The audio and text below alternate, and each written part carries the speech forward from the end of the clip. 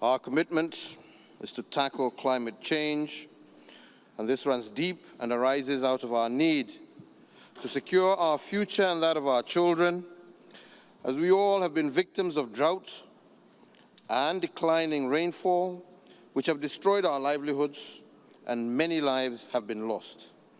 And all this calls on a need for increasing the requirement of public resources to address emergencies and disasters.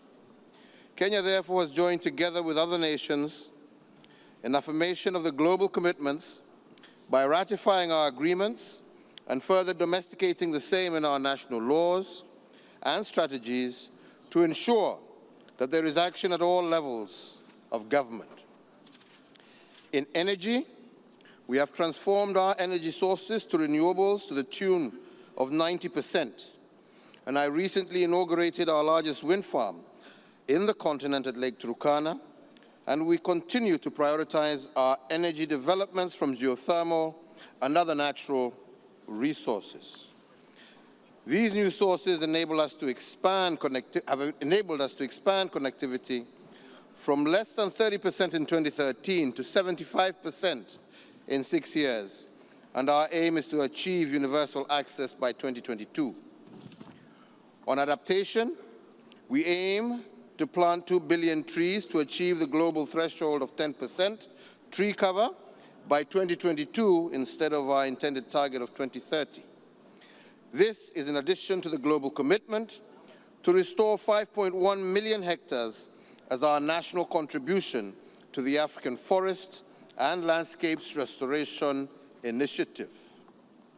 Indeed, in November of 2018, Kenya co-hosted with Japan and Canada the first ever Global Sustainable Blue Economy Conference, which led to renewed commitments for marine protection, plastics and waste management, maritime safety and security, and ocean-based livelihoods development.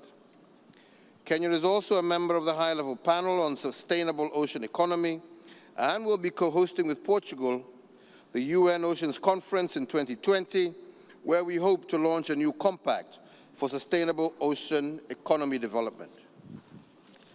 Sustainable climate action is about people and their livelihoods.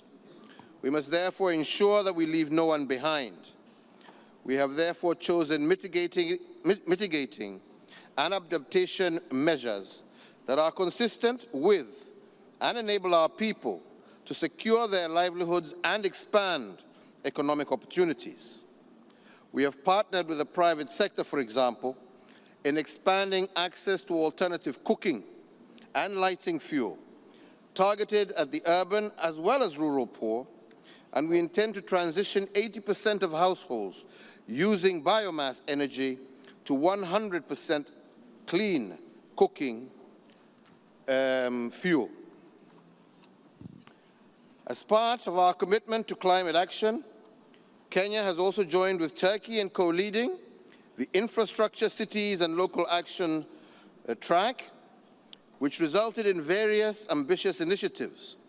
One of them is building climate resilience for the urban poor. Developed in partnership with Brazil and UN Habitat, and this aims to build climate resilience to 600 million vulnerable people by 2030.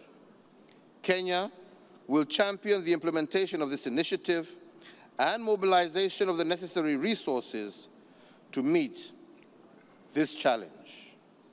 Indeed, we should remember that climate action will only succeed when initiatives similar to the ones I have highlighted target to improve the lives of everyone, including the 1 billion urban poor that face climate effects today.